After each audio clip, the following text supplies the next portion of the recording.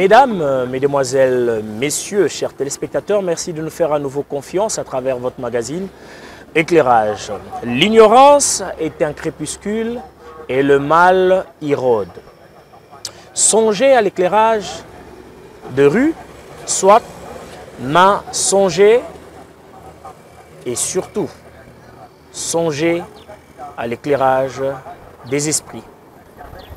Les esprits de Congolais et de Congolaises, c'est notre rôle. Voilà pourquoi votre magazine Éclairage revient encore aujourd'hui pour apporter de la lumière autour d'un sujet qui bouscule les esprits des uns et des autres, qui pousse certains à délier leur langue, s'il faut le dire ainsi, pour apporter leur contribution. Alors, lui c'est un intellectuel, un scientifique congolais, un chercheur, Monsieur José Kimonyo, qui est auteur de plusieurs publications, a à son temps annoncé le besoin, la nécessité de changer ou de reviser la Constitution. Et aujourd'hui, le débat est sur la table. Nous allons ensemble partager avec lui ce sentiment, qu'est-ce qu'il a fait, jusqu'où il est prêt à partir pour obtenir gain de cause. Monsieur Sekimonyo, bienvenue sur ces plateaux. Merci, merci. Alors, la première question qui est déjà connue, révision constitutionnelle ou changement de la Constitution, êtes-vous pour ou contre, puisque hier vous l'avez déjà annoncé, alors que d'aucuns ne pensaient ou ne se disaient qu'il y avait nécessité ou besoin de changer la Constitution de la République démocratique du Congo. Hier, on avait dit oui. Ça veut dire qu'on est arrivé à une autre phase. Ouais. On parle de changement, on parle de modification, mais il faut dire aux Congolais, les deux, ce sont des révisions, soit partielles, soit intégrales. Nous, hier, on avait dit oui. Ça veut dire aujourd'hui, on est dans une autre phase. On a déjà introduit au Sénat, au Parlement, à la présidence, la pétition pour la révision constitutionnelle et même le projet de révision constitutionnelle. Les autres maintenant sont en train de débattre, mais on ne dit rien sur le point de le processus d'une révision d'une constitution. On ne dit pas il faut attendre les autres. Alors je veux démontrer aux citoyens congolais qu'il est de notre droit et notre devoir, disait de notre droit personnel, pour participer à la gouvernance de l'État d'une façon positive. Alors, on a déjà introduit, ça fait le mois passé, le 21 octobre, et on attend, selon la Constitution, ils ont 3 mois pour nous répondre. Après 3 mois, je reviendrai ici et je vous dirai qu'est-ce qui s'est passé. On peut découvrir le contenu de votre mémo que vous aviez déposé à l'Assemblée, au Sénat et à la présidence de la République. La question, c'est ceci. Il faut dire, les gens qui disent non, ne touchez pas à la Constitution, je dis il faut qu'ils attendent les référendums pour galvaniser leur camp. Parce qu'ils ne peuvent pas me dire, moi, citoyen congolais, de jouir de mes droits, d'utiliser mes droits. La partie qui dit oui, le Congolais doit savoir il y a deux parts. Il y a ceux qui veulent une révision politique et il y a d'autres parts, comme moi, qui ont déjà fait une révision économique. Je dis aux Congolais, par exemple, vous voyez dans la salle, en 2006, depuis 1960, disons, 67, ce sont des révisions politiques.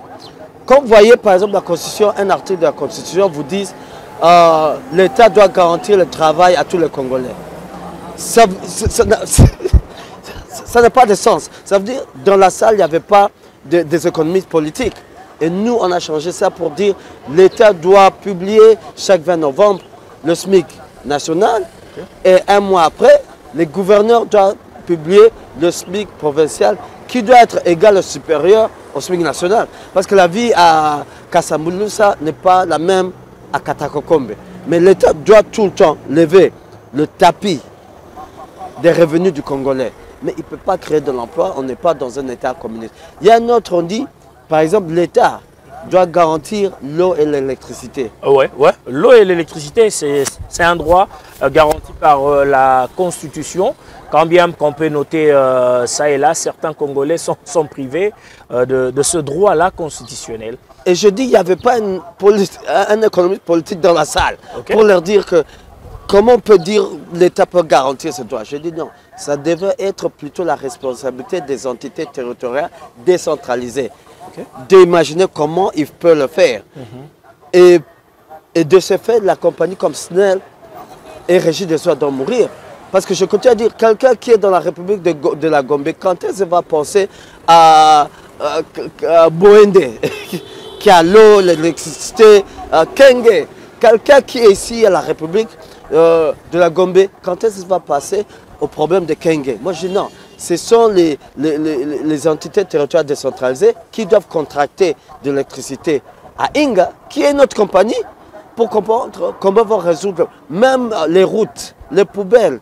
Tout ce sont les charges des entités territoriales décentralisées. Ça veut dire, idéologiquement, je dis, le président Tshisekedi, un Moïse Katumbi, un Kabila, ils sont tous les mêmes sur le plan idéologique parce qu'ils croient pour se développer, on doit avoir une décentralisation limitée. Le pouvoir reste acquis. Et moi, je dis non, pour se développer. Historiquement, le pays comme la Chine, c'est allé depuis les entités territoriales décentralisées. Et en plus, on pose la mauvaise question. Il y a beaucoup de gens qui disent, est-ce que la Constitution arrête le président pour faire ce qu'il doit faire pour le développement? Je dis, on devait dire, est-ce que la Constitution force le président à faire ce qu'il doit faire? C'est ça les règles. Les règles ne sont pas là pour juste stimuler. Non, les règles sont là pour forcer les entités de faire ce qu'ils doivent faire. Il y a les règles aujourd'hui qui disent, si tu tues quelqu'un, tu vas en prison. C'est pas que ça t'arrête de faire, mais ça te force de ne pas le faire. Alors c'est pour cela qu'on doit repenser cette idée. Même quand on parle de constitutionnalisme, on dit on va réunir le constitutionnalisme. Non, les constitutionnalistes, ce sont des arbitres. Ils ne peuvent pas écrire les lois tout seuls. Parce qu'il y a la notion de l'économie, il y a la notion de la moralité, il y a tout ça. Et eux, ils sont comme des pauvres professeurs de français. Ils peuvent nous dire où utiliser le ou là, mais pas nous écrire, garantir qu'ils peuvent écrire de bons poèmes. Puisque vous évoquez un autre élément, un autre sujet pour dire qu'il n'y avait pas des économistes politiques pendant l'élaboration ou les révisions qu'ont connu aussi la Constitution actuelle. Alors, en tant qu'économiste, vous avez proposé ces pistes de solutions. Mais quand on parle de la révision intégrale, s'il faut avoir maintenant comme mot la révision intégrale, mais il y a des articles qui verrouillent, qui empêchent aux Congolais de reviser intégralement la Constitution, professeur Sekimonyo. Non, maintenant je pose la question. La Constitution a 220 articles, disons. Si je révise et je me retrouve avec 190, est-ce que ce n'est pas une révision intégrale? Parce que j'ai pris A, je mets B, C, D, C. Ça aussi, c'est une révision intégrale. Je n'ai pas tenu le contenu, mais dans sa forme en général. Des deux, on doit dire, il y a l'article 220 qui pose question, débat. L'article 220, elle n'est pas scellée. L'article 220 nous dit quels sont les articles scellés. Ça veut dire, nous, on a touché l'article 220. On a dit, on ne peut pas juste avoir scellé une constitution parce que le Congolais, c'est le souverain primaire. On doit mettre une clé sous cette porte. On dit, si vous voulez faire une révision partielle, vous ne pouvez pas toucher au mandat. Vous ne pouvez pas toucher ça. Mais si vous voulez faire une révision intégrale, à ce moment-là, vous devez avoir une pétition qui réunit les 10% des signatures des gens qui ont participé aux élections précédentes. Ça veut dire tout ce qu'on a changé l'article 20, on a mis la clé. Et c'est là où on va dans un débat. On a dit, la Constitution n'a pas prévu. Qu'est-ce qui arrive quand tu changes l'article 20, qui est le Saint Graal des articles bouclés, mais ce n'est pas l'article bouclé. C'est pour ça que je dis, on n'a pas besoin de 100 000 signatures, on doit aller au référendum. Je dis, on ne peut pas avoir une constitution que pour la changer intégralement, il faut un coup d'État. Ou quelqu'un s'efforce. Non, on doit avoir les règles. Ça veut dire, même dans cette salle, les gens qui disent que c'est constitutionnel, ils n'y ont pas pensé. Ils ont pensé plutôt contrôle politique. Ne bougez pas la Constitution. Ils n'ont pas pensé à la Constitution sur le point de vue du Congolais. Par exemple, moi j'étais à la Cour constitutionnelle pour la constitutionnalité de la loi électorale. La Constitution dit que la Cour constitutionnelle devait me répondre dans 60 jours. Mais la Cour constitutionnelle ne m'a pas répondu. Vous savez qu'est-ce qui est arrivé? Rien. Il n'y a aucune disposition qui dit si ça arrive, qu'est-ce qui arrive? Je suis allé au Conseil d'État. Dans le Conseil d'État, leur loi, je crois, organique, dit qu'ils doivent, sur une requête, me répondre dans les 48 heures. Même le juge m'a dit, faites vite, faites entrer, 48 heures, je donne. Je statue sur le cas. Il ne l'a pas fait jusqu'à aujourd'hui. Vous savez qu'est-ce qui est arrivé? Rien. Ça veut dire qu'on a tellement de règles qui ne sont pas bien ficelées. Et ça a une implication économique. Parce que la justice en soi garantit le contrat entre une personne, les institutions, ou entre deux personnes. Si ce contrat-là n'est pas garanti, comme vous parlez de monde des affaires, on peut tout faire de monde des affaires, mais quand la justice en soi, imaginez les deux plus hautes institutions judiciaires, les autorités morales, les vraies de l'État, ont violé la Constitution, mais rien n'arrive. Alors dites-moi, qu'est-ce qui arrive dans tout ça? Veut dire, ouais, je dis, on doit revoir la Constitution, et je peux vous dire les points par point, chaque article qu'on a touché, chaque article qu'on a éliminé. Par exemple, on dit que l'État doit harmoniser, faire une harmonie entre ethnies. Et ça justifie pour beaucoup les excuses que les gens qui font la guerre à l'Est le font. Aujourd'hui, les Tékés se battent, il y a une mort d'or. Personne n'est allé en prison. Personne n'est allé en prison. Mais le Kuluna, on les envoie, on les arrête. Ça veut dire, si je te tue aujourd'hui, tu es innocent. Et moi je dis, c'est parce que je sens que je suis opprimé. La Constitution me protège. Alors on a dit, au lieu d'essayer de guérir avec les armes le symptôme, on doit guérir d'abord la maladie. C'est comme ça qu'on a changé. On coexiste en RDC en tant qu'individu. Et toute personne... Ça c'est la proposition que vous faites pour ce changement, ok? De ce changement. Ouais. Toute personne qui commet un crime à une autre personne, au nom d'une autre personne ou au nom d'une communauté, il ne peut pas justifier, dire c'était défense. Non, il doit être arrêté et utiliser une autre justification. Donc en vous captant, Jo Sekimonyo, puisque vous aviez évoqué la question de tuerie de Kuluna, nous rendons ici hommage à notre consoeur qui nous a quittés suite à un comportement barbare de ces délinquants qu'on peut encore appeler Kulunao, enfant de la rue, le temps que la lumière, la vérité puisse éclater, mais aussi à notre consoeur qui a connu une crise et qui nous a quittés. Donc, au jour d'aujourd'hui, les gens continuent à faire la guerre parce qu'ils étaient conscients qu'ils ont piégé la Constitution pour justifier leur, que je peux appeler, sale besogne aujourd'hui, continuer à occasionner mort de Congolais et de Congolaises, déplacement de la population. Et la Constitution le protège. Parce que tout ce qu'ils ont besoin de dire, l'État n'a pas garanti notre harmonie et moi je me sens laissé.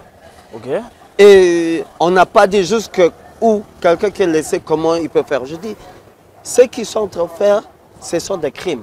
Je dis, quand un Kuluna tue quelqu'un, moi je ne le vois pas en tant que garçon de la rue. Hein? Moi je vois plutôt un citoyen congolais qui a commis un crime. Il doit aller s'expliquer à la cour, peut-être il se défendait.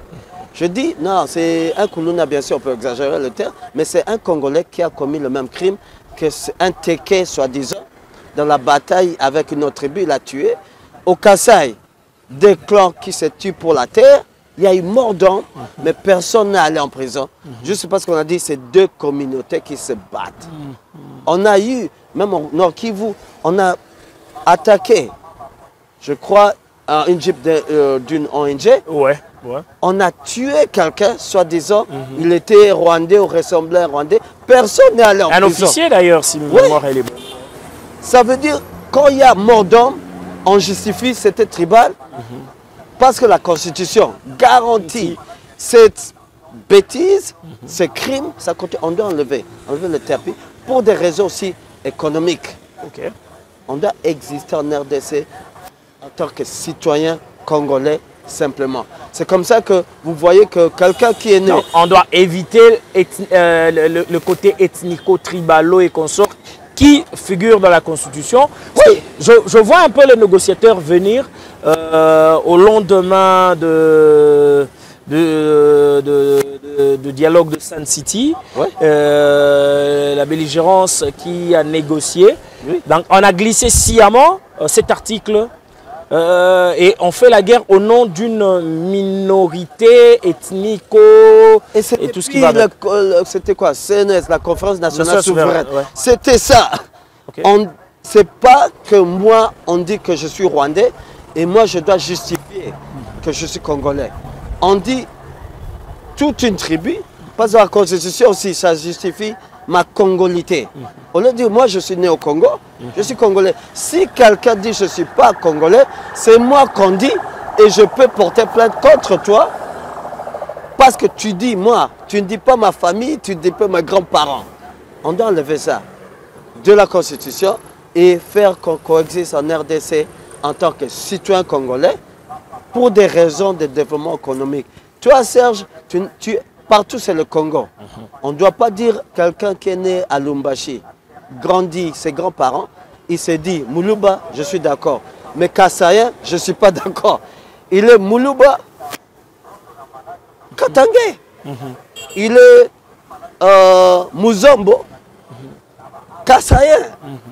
On doit mélanger parce qu'à ce moment-là, quelqu'un, s'il est né, grandi à Mwanda, au lieu de prendre l'argent de Mwanda, aller construire la maison dans son village, qui n'est même pas productif, il va développer Mwanda, il va développer Kinshasa.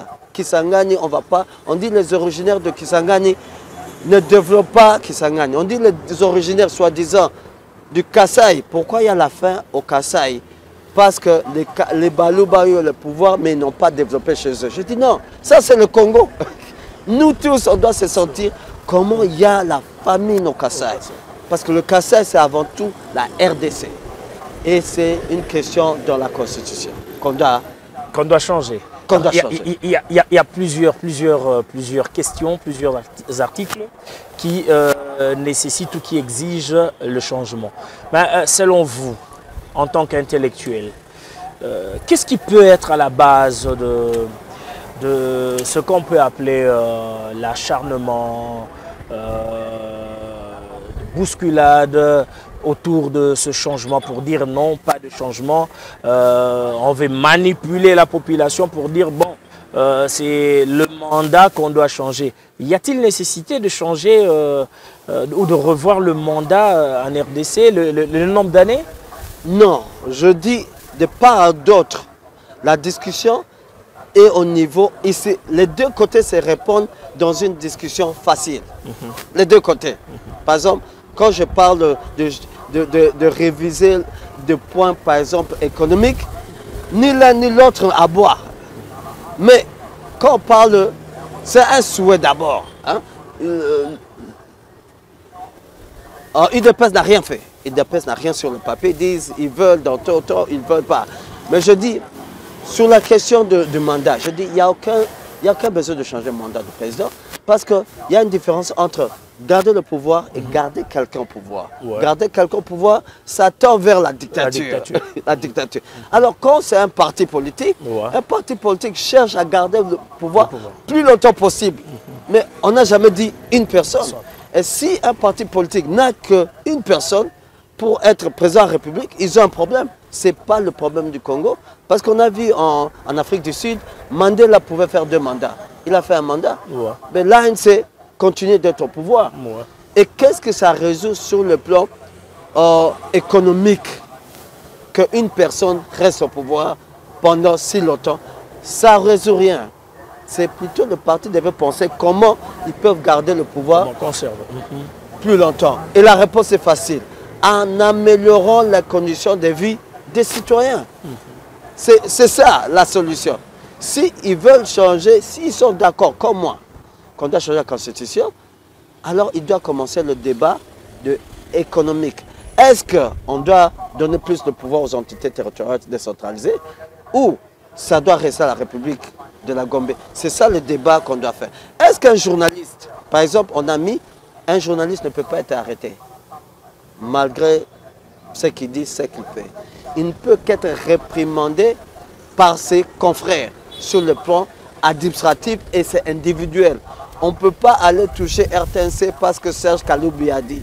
Parce qu'après tout, la presse, c'est le 4e pouvoir. Si la presse ne fonctionne pas, il y a une implication aussi économique. Ça veut dire, je ne peux pas aller crier haut à cause d'une injustice économique qui me s'est passée. Alors, même si on dit non, même arrêter les gens, soi-disant, qui parlent d'une façon un peu dépassée sur une autorité. Je dis, on ne doit pas arrêter. Hein? Parce que tout le monde n'est pas intellectuel ou s'exprimer de cette façon. Et vous êtes une personne publique. Personne ne vous a demandé. Une personne privée va porter plainte contre l'autre individu. Mais une personne publique, que ce soit le chef du quartier ou le président de la République, on peut tout dire, ils ne vont pas mourir. Ils sont bien payés et c'est à eux de comprendre pourquoi une personne est fâchée. Et d'autre part, je dis, la discussion reste sur le plan de la pétition de la Constitution. Mais on ne dit pas aux Congolais, au lieu de faire la marche, l'article 27 de la Constitution lui donne le pouvoir de faire une pétition. Et l'autorité publique doit lui répondre en 3 mois. Alors tout ce qui appelle le Congolais à faire la marche, c'est un peu truquer le Congolais pour juste faire du bruit. Ils savent que, par exemple, si on prend la carte, le président Tshisekedi a eu combien? Je pense que plus de 60%. Plus de 70%, donc ça doit faire 71 et quelques, si ma mémoire ne me trahit pas. Ça veut dire qu'ils n'ont pas assez de voix pour contrecarrer un référendum qui pourrait initier.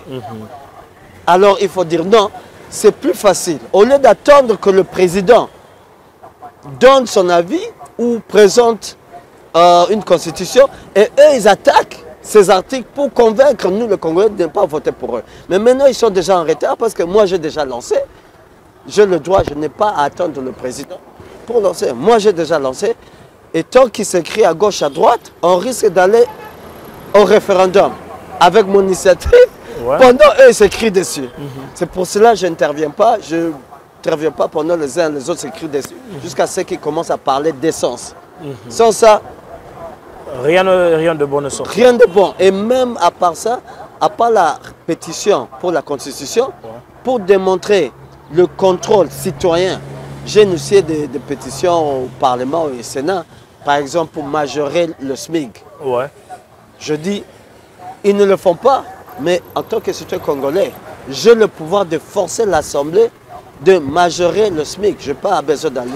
Mais à chaque fois que la question du SMIC s'invite à table, on dit toujours qu'il n'y a pas assez d'argent. Il y a des soucis à gauche et à droite. Mais voilà, mais il y a quand même du budget pour autre chose. Non seulement ça, l'erreur, ça s'est fait ceci. On est encore dans la colonisation. Quand on parle par exemple des salaires, on regarde seulement la fonction publique. On ne regarde pas les citoyens congolais qui sont la majorité. Quand on parle du social, les gens traduisent pour la fonction publique. Quand on parle du SMIC, les gens regardent seulement la fonction publique au lieu de dire c'est toute la République.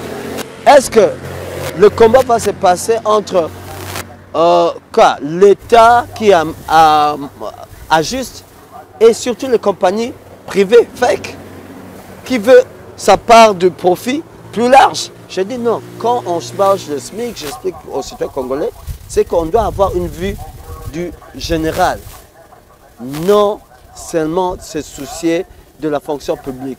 Quand on parle de la grève de médecins, c'est un petit groupe comparé à la République, mais on va augmenter le salaire des médecins, mais pas le SMIC.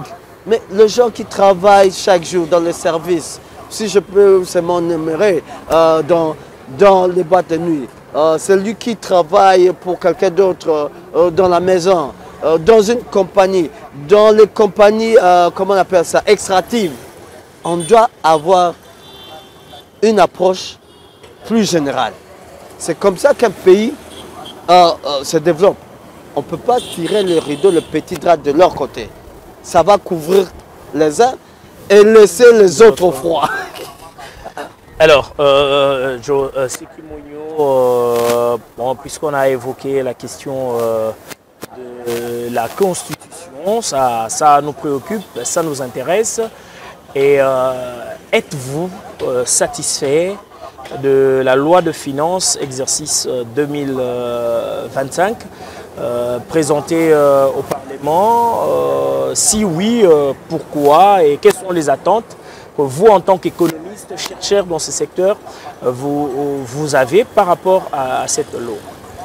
Moi, je dis que c'est beaucoup plus idéologique. Par exemple, pour aller un peu loin, un exemple, le 145 territoires, le projet 145 territoires, c'est venu de la République de la Gombe pour aller dans les entités territoriales. Alors, ça cause problème. Il fallait que ça vienne des entités territoriales décentralisées pour aller en haut. Quand vous voyez le budget de l'État, c'est encore les illusions de la République de la Gombe qui pensent c'est aller de la Gombe aux entités territoriales décentralisées. Quand vous voyez même, ils parlent d'un budget, il y a un fonds alloué pour accompagner le jeune entrepreneur. Je dis, ils ne comprennent pas la différence entre un entrepreneur et un commerçant.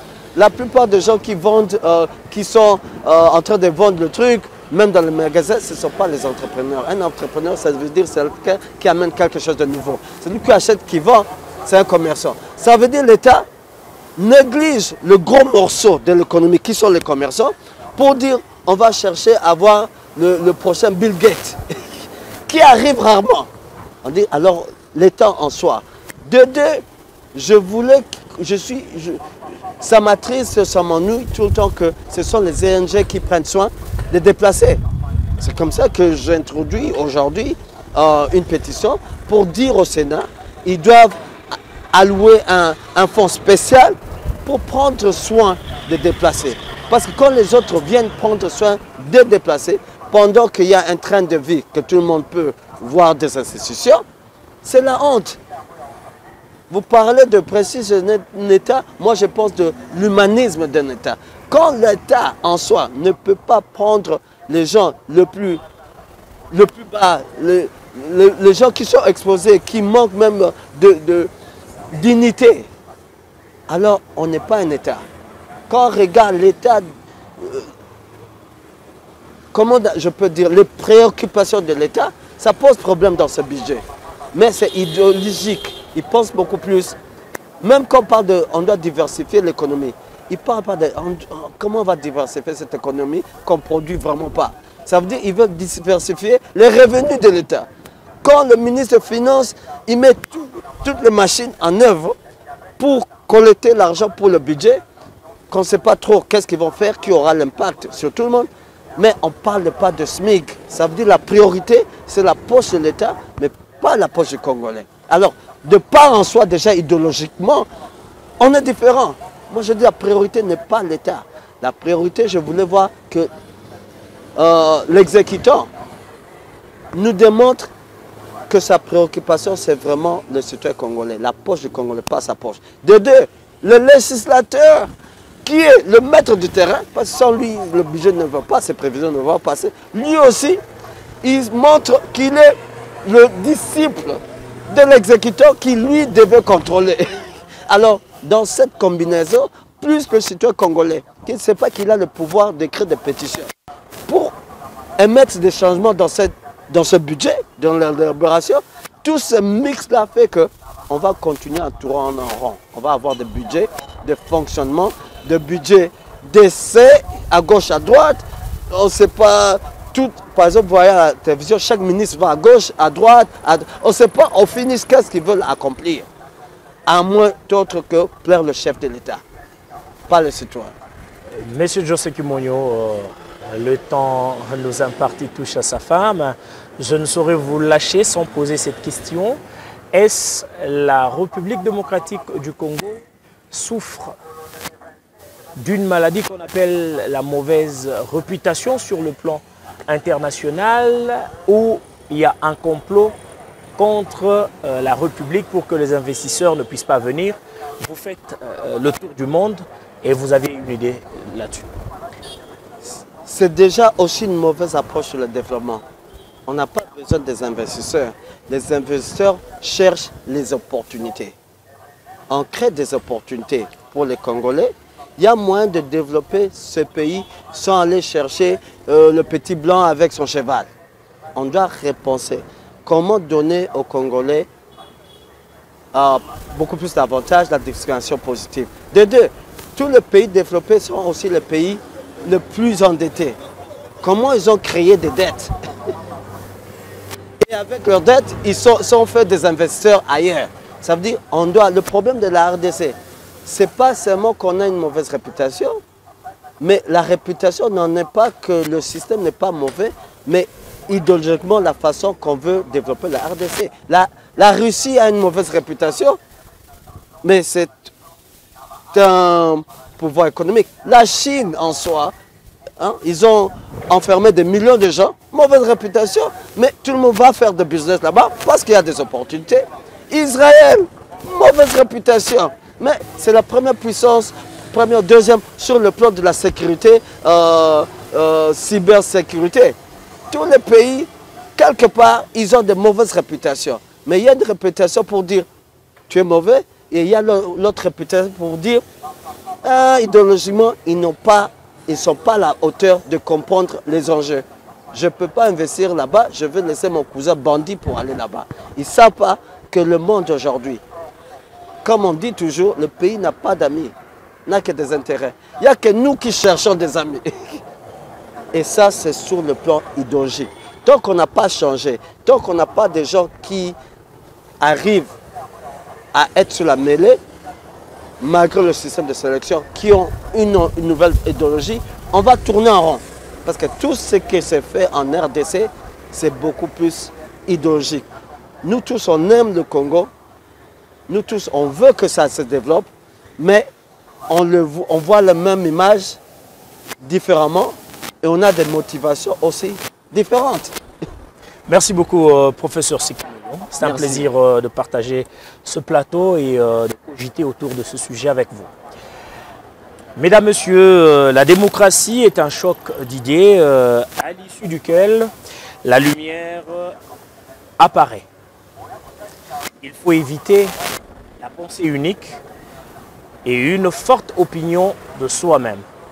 Sachons cogiter, partageons des idées, des valeurs pour que le Congo de demain soit un Congo meilleur. Et notre devoir à nous, c'est d'apporter la lumière dans vos esprits, dans vos pensées. Merci, Cypras. Enfin, votre magazine aujourd'hui, Éclairage.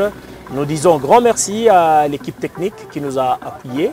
Et on se fixe rendez-vous très bientôt pour un autre numéro de votre magazine Éclairage. Merci.